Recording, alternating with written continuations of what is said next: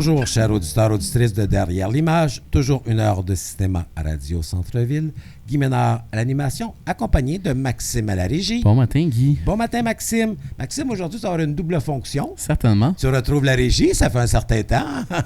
Donc, ça fait un bail que je n'étais pas derrière la console, effectivement. Exactement. Mais surtout, on va bénéficier, je veux dire, de ton passage à regard afin, je veux dire, d'orienter les gens à aller voir quelques courts-métrages qui sont présentés dans le cadre de cette 44e édition des Rendez-vous de Québec Cinéma. Et en plus, tu avais choisi certains films qui sont présentés aujourd'hui. Hein?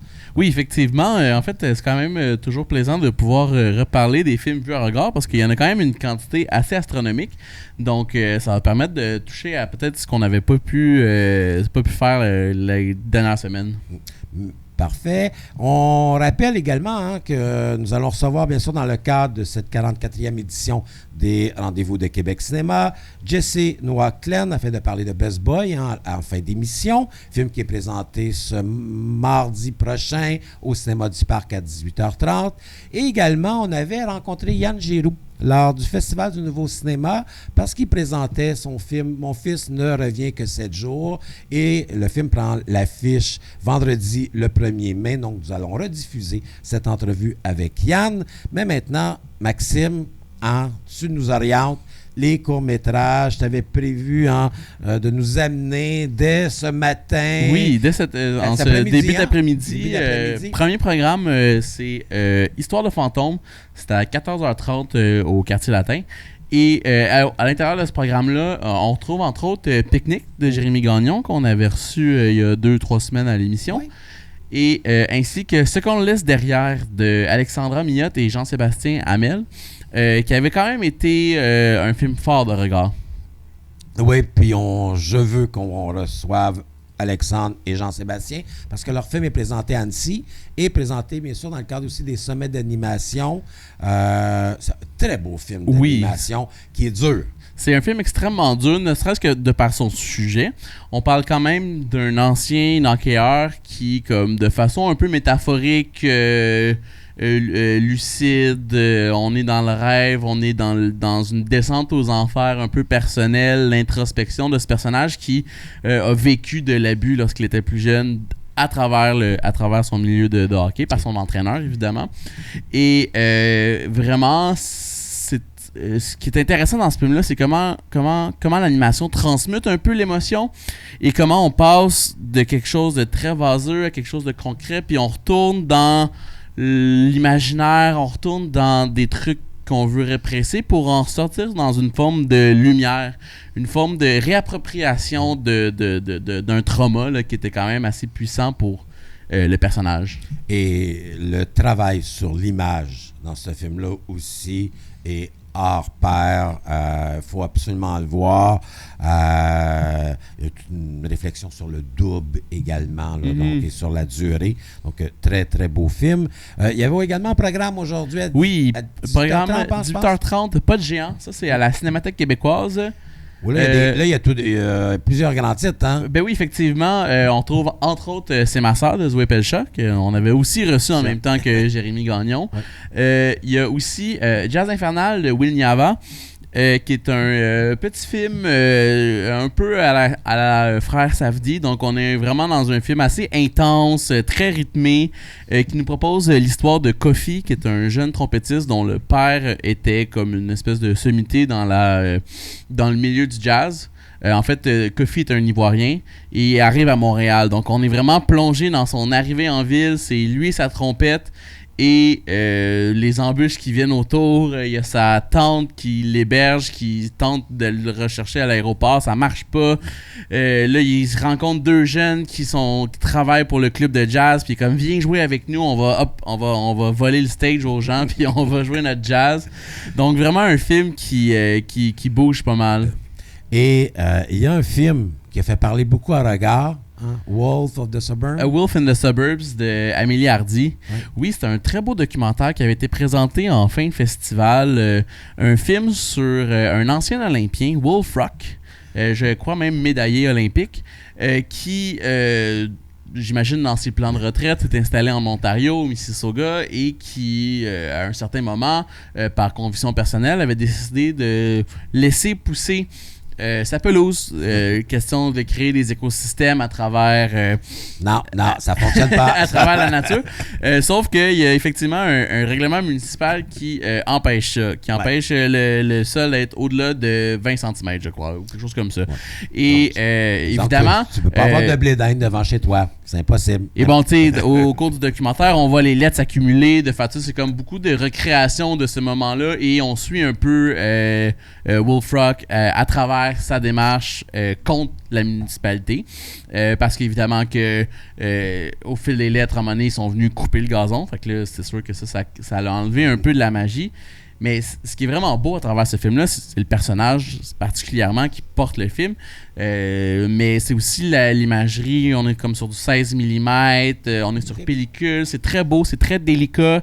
Le fait d'avoir une cour arrière qui est quasiment une forêt de gazon nous permet d'aller dans l'infiniment petit, de voir la cinéaste nous montre un peu l'écosystème de sa cour arrière, ce qui nous permet un peu de s'attacher à ces moments-là puis à son combat. Donc vraiment un super beau documentaire. C'est ça l'esthétique réaliste? Ou on joue sur Non, on joue beaucoup sur les couleurs. Il y a quelque chose de...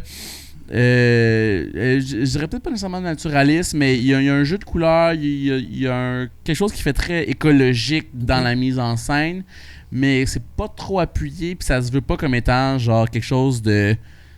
Vu que c'est fictionnalisé par moment, de concret dans le réel, tu sais. Pardon. La 44e édition, que je bafouille ce matin, nous recommençons. Hein? La 44e édition des Rendez-vous de Québec Cinéma propose tout près de 140 courts-métrages. C'est énorme. C'est toujours l'occasion, je veux dire, de voir, parce que c'est pas toujours évident, pas tout le monde qui peut aller à la regard et les revoir. Mais il y a aussi d'autres titres qui t'avaient marqué. Ben oui. Plus tard cette semaine, donc lundi à 17h, toujours à la Cinémathèque québécoise, il y a le programme Body Dharma. Donc déjà, juste par le titre, ça me semble quand même intéressant. Puis à l'intérieur de ce film-là, on trouve le film Boa d'Alexandre Dessy, qui nous avait entre autres proposé Mutant et ce qu'on laisse derrière. Mon Dieu. Non. Je finirai en prison, excuse-moi Guy, je me trompe aussi. Mais oui, Je finirai en prison, qui avait été sorti en 2019, qui avait aussi quand même pas mal roulé à travers les festivals. Et là, on est Body Dharma, on est à 100% dans le nom proposé. C'est un jeune prêtre qui, à la mort de son doyen, en fait, l'aîné, le patriarche de la communauté des moines chrétiens, meurt. Il voit comme une espèce de forme de fin de cette chrétienté-là et se trouve une fascination dans une autre forme de culte, celui du corps, le culte de bodybuilding. Et donc, c'est un film presque muet, il y a très peu de dialogue, c'est très esthétique, on joue beaucoup sur l'esthétique classique des films de moines, tu sais, comme genre c'est très sobre, bressonien par moment, on est dans une espèce de beige gris, et alors qu'une fois que le personnage découvre ces bodybuilders-là, là on est dans le néon, on est dans le fluo, puis le film alterne entre ces moments-là, puis on a une espèce de descente aux enfers avec beaucoup de référents religieux à travers les cadres. Il y a vraiment un travail d'image qui est absolument exceptionnel dans ce film-là. Il faut rappeler aux gens qui veulent assister aux séances de court-métrage que c'est généralement les séances qui sont les plus achalandées. Oui. Lors des rencontres du cinéma québécois, des rendez-vous du cinéma québécois. Donc, il faut se présenter quelques minutes avant. Il faut quand même être présent. Puis surtout quand c'est dans les plus petites salles, comme souvent c'est dans la salle en haut à la Cinémathèque. Donc, c'est sûr que ça se remplit quand même assez rapidement. Donc, ça, c'est un petit conseil oui. Pour les personnes qui n'ont jamais assisté à des courts-métrages. Mais moi, j'invite tous les gens à aller voir des courts-métrages dans le cadre de cette 44e édition. Mais oui, définitivement. Parce que oui, on peut bien reprendre en Montréal, ma ville, de Zion A, qui est un très beau film, qui est présenté mercredi. Pour les gens qui n'ont pas vu Folichonnerie, c'est aussi présenté mercredi. Donc oui, il y a ces classiques, des longs-métrages à la fois de fiction et documentaire, mais il y a également et surtout la possibilité, je veux dire, de découvrir notre future cinématographie.